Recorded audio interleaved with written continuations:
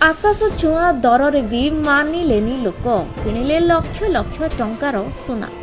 पवित्र अक्षय तृतीय सारा राज्य में प्राय 140 कोटी ऊर्ध्व टंकार सुना एवं रूपा कारबार होइछि। सुना दर उच्च सत्ते मध्य सुना दुकान रे लागिथिला खचाखच भिड़। एही दिनटी शुभ अनुकूलर महापर्व होइतिबारु लोके घर को सुना रूपा एवं हीरार विभिन्न अलंकार क्रय करिथांती। एही दिन समस्तक पाई शुभ दिन होइतिबारु विश्वास मते धातव अलंकार सुना रूपा किंबा हीरार जे कोनसे जिनिस किनिले घरे सुख समृद्धि पाइथाय।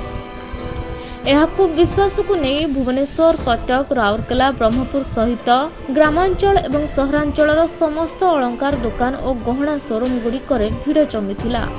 बुधवार सुना दुकान गुड़िकरे सकाळ भिड़ देखिबाकु मिलिथिला।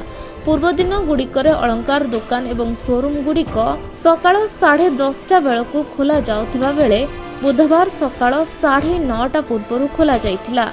सुना दुकान गुड़िक ग्राहकों को आकर्षणीय ऑफर देथिले।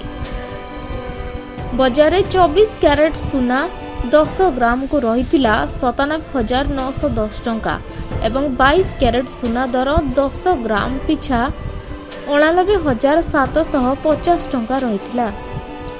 व्यवसायी माने ग्राहकों को आकृष्ट करबा पाई विभिन्न स्कीम आनिथिबा बेले गढ़ा मजूरी उपरे ग्राहकों को रिहाती मध्य देथिले।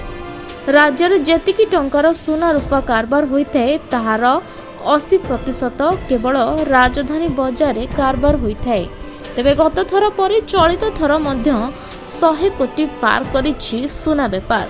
गोटे दिन में 175 कोटी टंकार सुना बिक्री होइछि। एथर सुना दाम अधिक थिबारु कम ओजनर गहना किणी घर को नेइछंती ग्राहक।